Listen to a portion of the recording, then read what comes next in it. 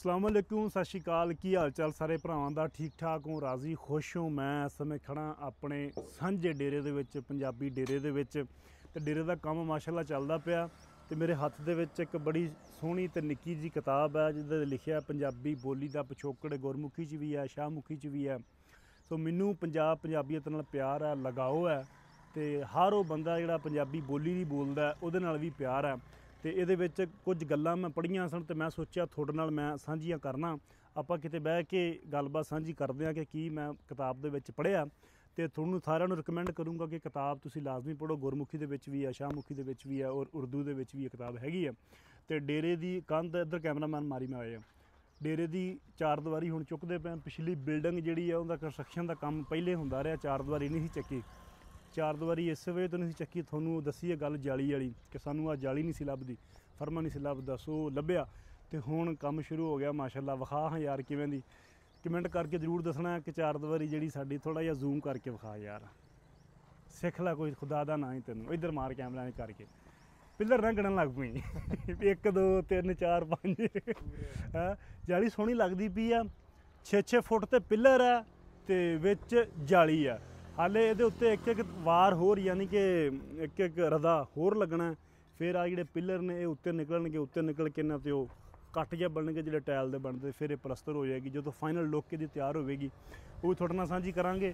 ते इधर साडे मिस्त्री लगे ने अज उन्हां दे कोल आपां चलने आ ते वो दूजी दीवार लैके आउंदे पैन सहेलिया उत्थे आ जा माड़ा जिहा आ यार विखाया ना असीं पाउंदे पैं कस्सू कट दित्ता जी आ असीं पाउंदे पैं कस्सू ये दरिया दे विचों या टोए दे विचों पहिलां भाल निकलदी है फिर कस्सू निकलदा फिर रेत निकलदी एंड ते ये कस्सू हुंदा साडे इस इलाके इधर चलदा कि थल्लों छोरा सलाब जिहड़ा ना वो जमीन चों उतां दीवारां ते नहीं आउंदा ये मतलब कस्सू जिहा भाल जी मिक्स अप कम हुंदा ते थल्लों सलाब नूं उन्ने क पानी नूं चूस लैंदा अगे नहीं आउण दिंदा।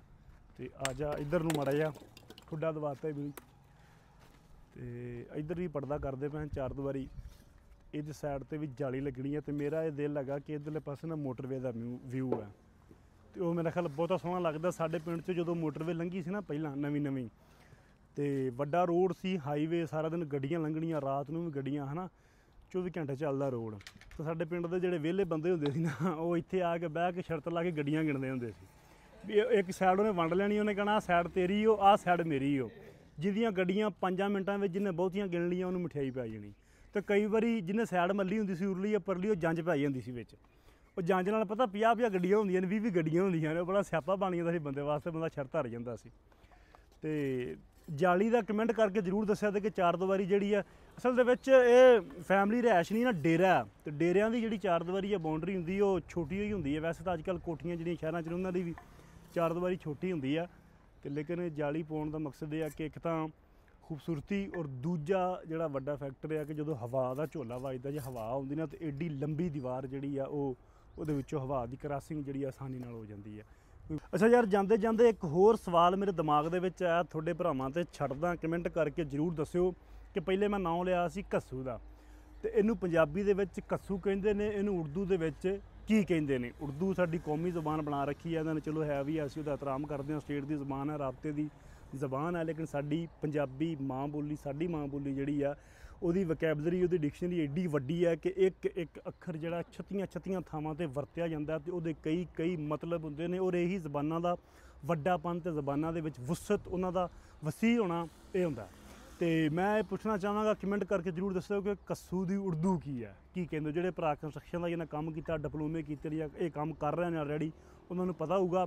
तो किताब पढ़न तो पहलां आपां माड़ा जिहा अंदर वेखने आ कि भरा लगा होया सी क्योंकि असी मिट्टी पाई है चोखी वो मिट्टी विचों कढ़दा पिया तो उत्थे पाउणा कस्सू तकरीबन को इन्ना कस्सू पावांगे अद्धा फुट उहदे नाल इह हैगा कि सलाब सोरा नहीं हैगा जिवें पहलां तुहानूं दस्सिआ ते मिट्टी चोखी एक अखर है ना पंजाबी का तुसीं हिसाब ला लो कि साडी ज़बान जिहड़ी है इहदे किन्ने 32-33 लहजे ने ते हर लहजे दे विच इस अखर नूं वक्खो वक्ख आवाज़ां दे विच बुलाया जांदा जिवें कि आपां ज़्यादा भी कह दिंदे आ एक्सेंट जिथे बदलदा उत्थे आपां ज़्यादा भी कह दिंदे आ जिवें मालवे वाले ज़्यादा कह दिंदे आ माझे वाले ज़्यादा कह दिंदे आ झटके साडे भरा जंगलीआ झंगोची ओह डाढा कह दिंदे ने वधेरा कह दिंदे ने चोखा कह दिंदे ने जिवें मैं गल कीता कि मिट्टी चोखी पै गई। सो यही ज़बानां दा वड्डापन हुंदा साडी बोली जिहड़ी है माशाअल्लाह ਚਲੋ ਅਸੀਂ ਆਪ ਛੱਡ ਗਏ ਉਹਨਾਂ ਨੂੰ ਤੇ ਮਿੱਟੀ ਖਰੋਦ ਕੇ ਉਰਾ ਆ ਯਾਰ ਇੱਧਰ ਲਿਆ ਕੈਮਰਾ, ਉਹ ਕੱਸੂ ਪਾਇਆ ਪਿਆ, ਹੁਣ ਥੋੜਾ ਪਾਇਆ ਇੱਥੇ, ਤੇ ਇੱਥੋਂ ਮਿੱਟੀ ਕੱਢ ਲਈ, ਉਸ ਕੋਠੇ 'ਚੋਂ ਵੀ ਕੱਢ ਲਈ ਹੈ, ਆ ਜਾ। ਤੇ ਇੱਧਰੋਂ ਹੁਣ ਕੱਢਦੇ ਪਏ ਆ, ਢੇਰ ਲੱਗਾ ਪਿਆ, ਇੱਧਰ ਆ ਮਾੜੇ ਰੋਸ਼ਨ ਦੇ ਵਿੱਚ, ਚਲੋ ਠੀਕ ਹੈ। ਤੇ ਮਿੱਟੀ ਸ਼ਿੱਟੀ ਕੱਢਦੇ ਪਏ ਤੇ ਕੱਢ ਕੇ ਇਹਨਾਂ ਕਿ ਕੱਸੂ ਇਹਦੇ 'ਤੇ ਇੰਨਾ ਪੈਣਾ, ਫਿਰ ਉੱਤੋਂ ਬਜਰੀ ਪੈਣੀ, ਰੋੜੀ ਪੈਣੀ, ਫਿਰ ਇਹਦੇ ਉੱਤੇ ਟੈਲ ਪੱਥਰ ਜੋ ਵੀ ਸਾਡੀ ਜ਼ੇਨ ਹੋਇਆ ਉਹ ਲਾਉਣਾ ਇਹਦੇ ਉੱਤੇ। ਠੀਕ ਹੈ, ਆਪਾਂ ਹੁਣ ਚੱਲਦੇ ਹਾਂ ਤੇ ਕਿਤਾਬ ਦੇ ਵਿੱਚੋਂ ਤੁਹਾਨੂੰ ਪੜ੍ਹ ਕੇ ਦੱਸਦੇ ਹਾਂ। ਹੁਣ ਆਪਾਂ ਕਰਦੇ ਹਾਂ ਕਿਤਾਬ ਬਾਰੇ ਗੱਲ, ਪੰਜਾਬੀ ਬੋਲੀ ਦਾ ਪਿਛੋਕੜ, ਕਿ ਇਹਦੇ ਵਿੱਚ ਪੰਜਾਬੀ ਦਾ ਸਾਰਾ ਇਤਿਹਾਸ ਲਿਖਿਆ ਹੋਇਆ, ਕਿ ਜਿਹੜੇ ਕਈ ਲੋਕ ਕਹਿੰਦੇ ਆ ਕਿ ਪੰਜਾਬੀ ਆਰਿਆਈ ਜ਼ਬਾਨ ਹੈ, ਕਈ ਕਹਿੰਦੇ ਆ ਗੈਰ ਆਰਿਆਈ ਜ਼ਬਾਨ ਹੈ, ਕਈ ਕਹਿੰਦੇ ਪ੍ਰਾਕ੍ਰਿਤ 'ਚੋਂ ਨਿਕਲੀ ਹੈ, ਕਈ ਕਹਿੰਦੇ ਸੰਸਕ੍ਰਿਤ 'ਚੋਂ ਨਿਕਲੀ ਹੈ, ਕਈ ਕਹਿੰਦੇ ਕਿਤੋਂ। ਹਰ ਬੰਦੇ ਦੀ ਇੱਕ ਆਪਣੀ ਰਾਏ ਹੈ ਨਾ। ਲੇਕਿਨ ਮੁਹੰਮਦ ਆਸਫ ਖਾਨ ਦੀ ਇਹ ਲਿਖੀ ਹੋਈ ਕਿਤਾਬ ਇਹ ਸਾਬਤ ਕਰਦਾ, ਇਹਦਾ ਆਖਰੀ ਮਜ਼ਮੂਨ ਜਿਹੜਾ, ਪਹਿਲਾਂ ਤੁਸੀਂ ਸਾਰੀ ਕਿਤਾਬ ਭਾਵੇਂ ਛੱਡ ਦਿਓ ਕੋਈ ਨਹੀਂ, ਆਖਰੀ ਜਿਹੜਾ ਇਹਦੇ ਮਜ਼ਮੂਨ ਨੇ ਨਾ ਉਹ ਤੁਸੀਂ ਲਾਜ਼ਮੀ ਇਹਦਾ ਪੜ੍ਹ ਲਓ। ਉਹ CSS ਦੇ ਐਗਜ਼ਾਮ ਦੇ ਵਿੱਚ ਵੀ ਉਹਦੇ ਵਿੱਚੋਂ ਸਵਾਲ ਆ ਜਾਂਦੇ ਨੇ ਪੰਜਾਬੀ ਜ਼ੁਬਾਨ ਬਾਰੇ, ਤੁਸੀਂ ਉਹ ਪੜ੍ਹ ਲਓ, ਤੁਹਾਨੂੰ ਸਾਰਾ ਪੰਜਾਬੀ ਬਾਰੇ ਚਾਨਣ ਹੋ ਜਾਏਗਾ ਕਿ ਪੰਜਾਬੀ ਬਜ਼ਾਤੇ ਖੁਦ ਵਿੱਚ ਡਿਵੈਲਪ ਹੋਈ ਇੱਕ ਜ਼ਬਾਨ ਹੈ ਜਾਂ ਕਿਸੇ ਦੂਸਰੀ ਜ਼ਬਾਨ ਦੇ ਵਿੱਚੋਂ ਫੁੱਟੀ ਹੋਈ ਇੱਕ ਜ਼ਬਾਨ ਹੈ। ਠੀਕ ਹੈ, ਆਸਫ ਖਾਨ ਨੇ ਇਹ ਚੀਜ਼ ਸਾਬਤ ਕੀਤੀ ਹੈ ਕਿ ਪੰਜਾਬੀ ਜ਼ਬਾਨ ਕਿਸੇ ਜ਼ਬਾਨ ਵਿੱਚੋਂ ਨਹੀਂ ਨਿਕਲੀ। ਪੰਜਾਬੀ ਜ਼ਬਾਨ ਜਿਹੜੀ ਹੈ ਉਹ ਆਪਣੇ ਆਪ ਦੇ ਵਿੱਚ ਇੱਕ ਡਿਵੈਲਪ ਹੋਈ ਆ, ਲੋਕਾਂ ਦੀ ਜ਼ਬਾਨ ਸੀ ਇੱਥੇ ਦੀ, ਹੜੱਪਾ ਸਿਵਲਾਈਜੇਸ਼ਨ ਦੇ ਲੋਕਾਂ ਦੀ। ਹਾਂ, ਲੋੜ ਮੁਤਾਬਕ ਪੰਜਾਬੀ ਜ਼ਬਾਨ ਨੇ ਅੱਖਰ ਲੈ ਨੇ ਦੂਜੀਆਂ ਜ਼ਬਾਨਾਂ ਕੋਲੋਂ, ਜਿਹੜੇ ਅੱਜ ਵੀ ਅਸੀਂ ਵਰਤ ਰਹੇ ਹਾਂ। ਜਿੱਦਾਂ ਪੰਜਾਬੀ ਦੇ ਕਈ ਅੱਖਰ ਉਰਦੂ ਵਿੱਚ ਵਰਤੇ ਜਾਂਦੇ ਨੇ, ਜਿਹਦਾ ਹਿੰਦੀ ਵਿੱਚ ਵਰਤੇ ਜਾਂਦੇ ਨੇ, ਹਿੰਦੀ ਦੇ ਕਈ ਅੱਖਰ ਆਪਣਾ ਪੰਜਾਬੀ ਵਿੱਚ ਵਰਤੇ ਜਾਂਦੇ ਨੇ, ਜਾਂ ਬੋਲਚਾਲ ਦੇ ਵਿੱਚ ਆਪਾਂ ਅੱਜ ਕੱਲ੍ਹ ਇੰਗਲਿਸ਼ ਦੇ ਅੱਖਰ ਜਿਹੜੇ ਨੇ ਉਹ ਪੰਜਾਬੀ ਦੇ ਵਿੱਚ ਵਰਤ ਰਹੇ ਹਾਂ। ਸੋ ਇਹਦੇ ਵਿੱਚ ਜਿਹੜੀ ਉਸ ਮਜ਼ਮੂਨ ਤੋਂ ਇਲਾਵਾ ਵਧੀਆ ਚੀਜ਼ ਇੱਕ ਮੈਨੂੰ ਲੱਗੀ ਸੀ, ਉਹ ਜਿਹੜੇ ਸਾਡੇ ਪਰਿੰਦੇ ਜਾਨਵਰ ਸਾਡੀ ਕੁਦਰਤ ਦਾ ਹਿੱਸਾ ਨੇ, ਉਹਨਾਂ ਦੀਆਂ ਜਿਹੜੀਆਂ ਆਵਾਜ਼ਾਂ ਨੇ, ਉਹਨਾਂ ਦੀਆਂ ਜਿਹੜੀਆਂ ਬੋਲੀਆਂ ਨੇ ਨਾ, ਉਹਨਾਂ ਨੂੰ ਪੰਜਾਬੀ ਦੇ ਵਿੱਚ ਆਪਾਂ ਕੀ ਨਾਂ ਦੇਵਾਂਗੇ, ਕੀ ਕਵਾਂਗੇ। ਸਭ ਤੋਂ ਪਹਿਲਾਂ ਆ ਜਾਂਦੀ ਕੀ ਆ ਨਾ, ਅੱਛਾ ਕੋਈ ਨਹੀਂ, ਅੱਛਾ ਸਾਰਿਆਂ ਤੂੰ ਪੌਂਦ, ਤੇਰੀ ਬੋਲੀ ਤੇ ਮੈਂ ਆ ਗਿਆ, ਵੇਖ ਲੈ ਮੇਰਾ ਪਟਾ ਚੜ ਗਿਆ ਪੌਂਦ। ਅੱਛਾ, ਮੈਂ ਸਭ ਤੋਂ ਪਹਿਲੇ ਇਹਦੇ ਵਿੱਚ ਆਉਂਦੇ ਆ ਪੱਖੂ ਪਖੇਰੂ, ਉਹਨਾਂ ਦੀਆਂ ਆਵਾਜ਼ਾਂ ਨੂੰ ਪੰਜਾਬੀ ਦੇ ਵਿੱਚ ਆਪਾਂ ਕੀ ਕਹਾਂਗੇ। ਜਿੱਦਾਂ ਚਿੜੀ ਬੋਲਦੀ ਆ ਜਾਂ ਚਿੜੀ ਦੇ ਬੋਟ ਬੱਚੇ ਜਿਹੜੇ ਹੁੰਦੇ ਆ ਉਹ ਬੋਲਦੇ ਆ, ਉਹਨਾਂ ਨੂੰ ਕੀ ਕਹਾਂਗੇ। ਤਾਂ ਪਰਿੰਦਿਆਂ ਦੇ ਵਿੱਚ ਆਉਂਦਾ ਜੀ ਚੂਕਣ। ਚੂਕਣ ਜਿਹੜੇ ਨਿੱਕੇ ਪੰਛੀ ਹੁੰਦੇ ਆ ਪਰਿੰਦਿਆਂ ਦੇ, ਚਿੜੀਆਂ ਦੇ ਬੱਚੇ ਕਹਿ ਲਓ, ਉਹ ਜਦ ਬੋਲਦੇ ਆ ਤਾਂ ਉਹਨਾਂ ਨੂੰ ਕਹਿੰਦੇ ਆ ਚੂਕ ਰਹੇ ਆ, ਚੂਕਣ। ਅੱਗੇ ਆ ਗਿਆ ਚੂਕਣ, ਚਰਲਾਵਣ, ਚਚਲਾਵਣ, ਚਿੜੀ ਦਾ ਬੋਲਣ। ਚਿੜੀ ਜਿਹੜੀ ਆ ਚੂਕਦੀ ਆ, ਚਰਲਾਉਂਦੀ ਆ, ਚਚਲਾਉਂਦੀ ਆ, ਜਾਂ ਚਿੜੀ ਦਾ ਬੋਲਣ। ਅੱਗੇ ਆ ਜਾਂਦਾ ਜੀ ਕਾਂਕਾਂ, ਕਾਂਕਣ, ਕਾਂ ਦਾ ਬੋਲਣ। ਕੁਰਲਾਵਣ, ਕੂੰਜ ਕਰਲਾਉਂਦੀ ਹੈ, ਕੂੰਜ ਦਾ ਬੋਲਣ। ਅੱਗੇ ਆ ਜਾਂਦਾ ਕਿਲਕਣ, ਤਿੱਤਰ ਦਾ ਬੋਲਣ, ਤਿੱਤਰ ਕਿਲਕਦਾ, ਜਾਂ ਤਿੱਤਰ ਬੋਲੇ ਤਾਂ ਕਹੋ ਕਿ ਤਿੱਤਰ ਕਿਲਕਦਾ। ਅੱਗੇ ਆ ਜਾਂਦਾ ਗੁਟਕਣ, ਕਬੂਤਰ ਦਾ ਬੋਲਣ, ਕਬੂਤਰ ਗੁਟਕਦਾ। ਜਕਾਰਨ, ਮੋਰ ਦਾ ਬੋਲਣ, ਮੋਰ ਜਕਾਰਦਾ, ਜਦ ਬੋਲੇ ਤਾਂ ਕਹੋ ਕਿ ਮੋਰ ਜਕਾਰ ਰਿਹਾ। ਅੱਗੇ ਆ ਗਿਆ ਜੀ ਪਟਕਣ, ਬਟੇਰੇ ਦਾ, ਬਟੇਰੇ ਜਿਹੜੇ ਛੋਟੇ ਛੋਟੇ ਪਰਿੰਦੇ ਆ ਨਾ, ਬੜੇ ਸੋਹਣੇ ਜੰਗਲੀ ਪਰਿੰਦੇ ਕਮਾਦਾਂ ਕਮੂਦਾਂ ਦੇ ਵਿੱਚ ਰਹਿੰਦੇ ਆ। ਅਤੇ ਅੱਗੇ ਆ ਜਾਂਦਾ ਜੀ ਕੂਕਣ, ਕੋਇਲ ਦਾ ਕੂਕਣ, ਕੋਇਲ ਦੀ ਆਵਾਜ਼। ਗਰਕਣ, ਗਰਮੀ ਪਾਰੋਂ ਕੁਕੜੀ ਜਾਂ ਕਿਸੇ ਹੋਰ ਜਾਨਵਰ ਦਾ ਹੌਲੀ ਹੌਲੀ ਆਵਾਜ਼ ਕੱਢਣਾ, ਉਹਨੂੰ ਕਹਿੰਦੇ ਆ ਘਰਕਣ। ਠੀਕ ਹੈ, ਗੁਟਕਣ, ਘੁੱਗੀ ਦਾ ਘੇਰਾ ਜਿਹੜਾ ਹੁੰਦਾ ਉਹਦੇ ਵਿੱਚ ਘੁੱਗੀਆਂ ਜਦ ਬੋਲਦੀਆਂ ਉਹਨੂੰ ਆਪਾਂ ਕਹਿੰਦੇ ਆ ਗੁਟਕਣ। ਠੀਕ ਹੈ, ਅੱਗੇ ਆ ਗਿਆ ਟਟਿਆਵਣ, ਟਟੀਰੀ ਜਿਹੜੀ ਹੁੰਦੀ ਆ, ਜਿਹੜੀ ਰਾਤ ਨੂੰ ਲੱਤਾਂ ਉਤਾਂ ਕਰਕੇ ਸੌਂਦੀ ਆ, ਕਹਿੰਦੀ ਆ ਕਿ ਜੀ ਅਸਮਾਨ ਜਿਹੜਾ ਮੈਂ ਚੱਕਿਆ ਹੋਇਆ ਲੱਤਾਂ 'ਤੇ। ਇਹੋ ਜਿਹਾ ਕਈ ਇਨਸਾਨ ਸਾਡੀ ਜ਼ਿੰਦਗੀ ਦੇ ਵਿੱਚ ਵੀ ਹੁੰਦੇ ਆ। ਟਟੀਰੀ ਦੇ ਬੋਲਣ ਨੂੰ ਟਟਿਆਵਣ ਕਹਿੰਦੇ ਨੇ। ਅੱਗੇ ਆ ਜਾਂਦੇ ਆ ਜੀ ਜਾਨਵਰਾਂ ਦੇ ਨਾਂ। ਟਟਰਾਵਣ, ਗਾਂ ਜਾਂ ਮੱਝ ਦਾ ਜਾਂ ਉਹਦੇ ਬੱਚੇ ਦਾ ਦੁੱਧ ਵਾਸਤੇ ਬੋਲਣਾ, ਉਹਨੂੰ ਕਹਿੰਦੇ ਆ ਟਟਰਾਵਣ। ਅਤੇ ਅੜਿੰਗਣ, ਰਿੰਗਣ, ਮੱਝ ਦਾ ਬੋਲਣ। ਮੱਝ ਜਦ ਬੋਲੀ ਉਹਨੂੰ ਕਹਿੰਦੇ ਜਾਂ ਅੜਿੰਗਦੀ ਆ ਜਾਂ ਰਿੰਗਦੀ ਆ। ਡਾਕਰਨ, ਰੰਭਣ, ਗਾਂ ਦਾ ਬੋਲਣ। ਗਾਂ ਜਦ ਬੋਲਦੀ ਆ ਜਾਂ ਆਵਾਜ਼ ਕੱਢਦੀ ਉਹਨੂੰ ਡੱਕ ਰਹੀ ਆ, ਰੰਭ ਰਹੀ ਆ। ਅੱਗੇ ਆ ਜਾਂਦਾ ਭੌਂਕਣ, ਕੁੱਤੇ ਦਾ ਬੋਲਣ। ਟੂਕਣ, ਟੂਕਣ ਕਹਿੰਦੇ ਕਤੂਰੇ ਟੋਕਦੇ ਆ, ਟੂਕਣ ਗਲੂਰੇ ਜਿਹੜੇ ਕਤੂਰੇ ਹੁੰਦੇ ਆ ਛੋਟੇ ਬੱਚੇ, ਉਹਨਾਂ ਨੂੰ ਕਹਿੰਦੇ ਆ। ਅੱਗੇ ਆ ਜਾਂਦਾ ਜੀ ਬੁੜਕਣ, ਬੁੱਗਣ, ਗਰੜਾਵਣ, ਰਿੰਗਣ, ਉੱਠ ਦਾ ਬੋਲਣ। ਉੱਠ ਜਿਹੜਾ ਉਹ ਬੁੜਕਦਾ। ਅੱਗੇ ਆ ਗਿਆ ਬੁੱਕਣ, ਬੁੱਕਦਾ।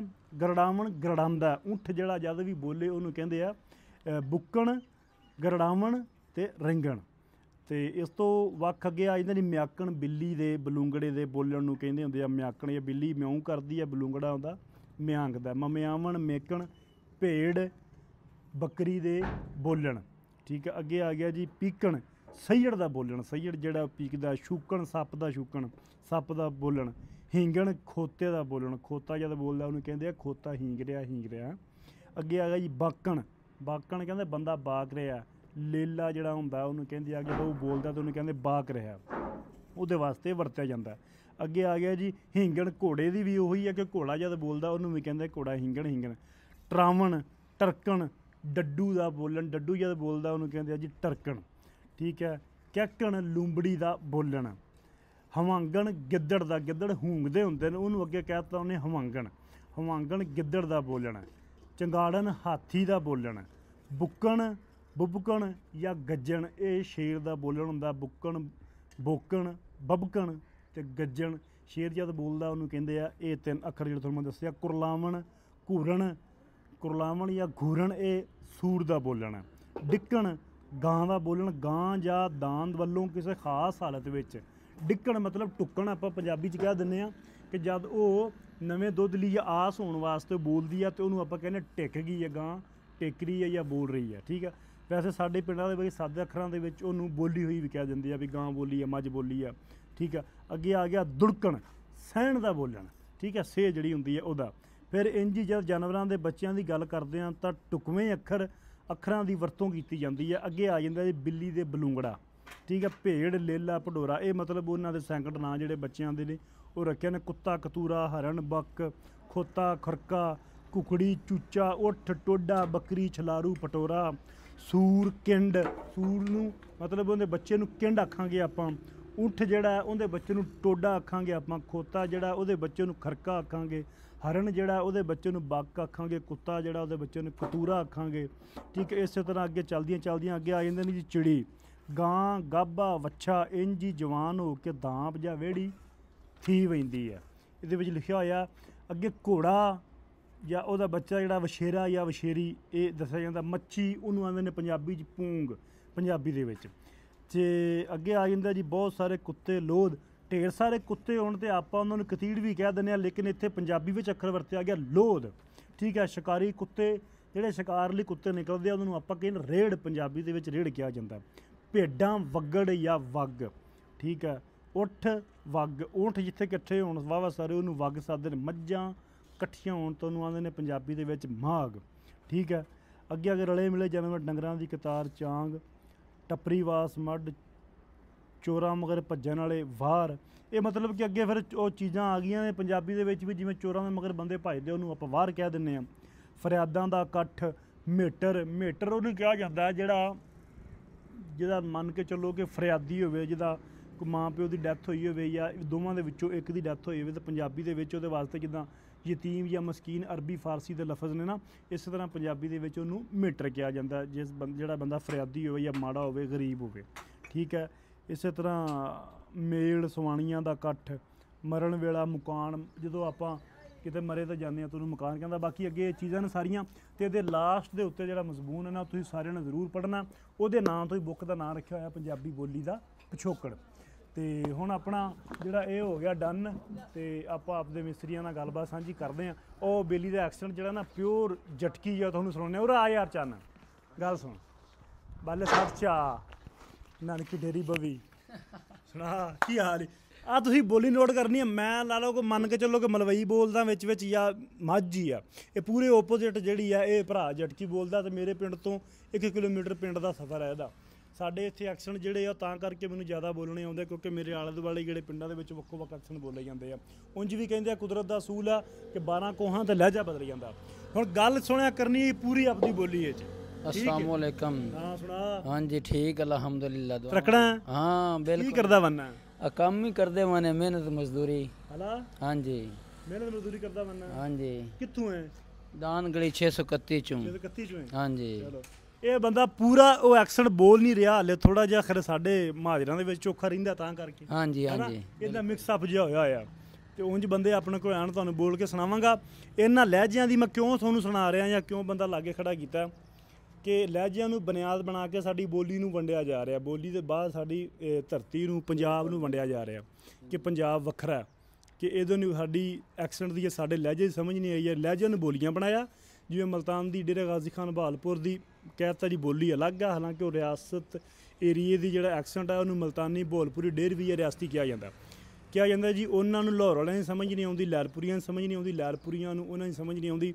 ਤੇ ਆਹ ਬੰਦਾ ਇੱਕ ਜਿਹੜਾ ਐਕਸੈਂਟ ਬੋਲ ਰਿਹਾ, ਇਹਨਾਂ ਨੂੰ ਵੀ ਇਹ ਕਲੇਮ ਕਰਾਇਆ ਜਾਂਦਾ ਕਿ ਜਿਹੜਾ ਜਟਕੀ ਬੈਲਟ ਆ, ਝੰਗ ਵਾਲਾ ਬੈਲਟ ਹੈ ਨਾ, ਆ ਸਾਡੇ ਤੋਂ ਅੱਗੇ ਗੁੱਗੇਰਾ, ਝੰਗ ਸਾਹਿਬ ਵਾਲੇ, ਇਹਨੂੰ ਵੀ ਇਸ ਗਿਣਤੀ ਵਿੱਚ ਲਿਆਂਦਾ ਜਾਂਦਾ ਕਿ ਇਹ ਵੀ ਪੰਜਾਬੀ ਤੋਂ ਵੱਖਰੇ ਨੇ। ਲੇਕਿਨ ਉਹ ਬੰਦੇ ਨਾਲ ਮੈਂ ਗੱਲ ਕੀਤੀ, ਉਹਨੇ ਮੇਰੇ ਨਾਲ ਕੀਤੀ ਹੈ, ਜਾਂ ਅਸੀਂ ਇੱਕ ਦੂਜੇ ਨਾਲ ਗੱਲ ਕਰਦੇ ਹਾਂ, ਸਾਨੂੰ ਕਿਸੇ ਵੀ ਟਰਾਂਸਲੇਟਰ ਦੀ ਲੋੜ ਨਹੀਂ ਪੈਂਦੀ, ਅਸੀਂ ਇੱਕ ਦੂਜੇ ਦੀਆਂ ਗੱਲਾਂ ਸਮਝ ਲੈਂਦੇ ਹਾਂ। ਸੋ ਇਸ ਕਰਕੇ ਪੰਜਾਬੀ ਇੱਕ ਹੀ ਹੈ, ਸਾਰੇ ਪੰਜਾਬੀ ਦੇ ਲਹਿਜੇ ਨੇ। ਜਿਹੜੇ ਲੋਕ, ਜਿਹੜੇ ਬੰਦੇ ਪੰਜਾਬੀ ਬਾਰੇ ਕਰ ਰਹੇ ਨੇ, ਰੱਖ ਦਿਓ ਅੰਦਰ, ਜਿਹੜੇ ਬੰਦੇ ਪੰਜਾਬੀ ਦੇ ਖਿਲਾਫ ਸਾਜ਼ਿਸ਼ ਕਰ ਰਹੇ ਨੇ, ਉਹਨਾਂ ਨੂੰ ਮੈਂ ਕਹੂੰਗਾ ਕਿ ਹਟ ਜਾਓ ਇਸ ਬਗੈਰਤੀ ਤੋਂ। ਬਾਕੀ ਜਿਉਂਦੇ ਵਸਦੇ ਰਹੋ। ਇਹ ਕਿਤਾਬ ਤੁਸੀਂ ਜ਼ਰੂਰ ਪੜ੍ਹਿਆ ਜੇ, ਤੁਹਾਨੂੰ ਪੰਜਾਬੀ ਬਾਰੇ ਬਹੁਤ ਸਾਰੀ ਜਾਣਕਾਰੀ ਇਹਦੇ ਵਿੱਚੋਂ ਮਿਲੂਗੀ। ਤੇ ਜਿਉਂਦੇ ਵਸਦੇ ਰਹੋ, ਅੱਲਾ ਦੇ ਵਾਲੇ।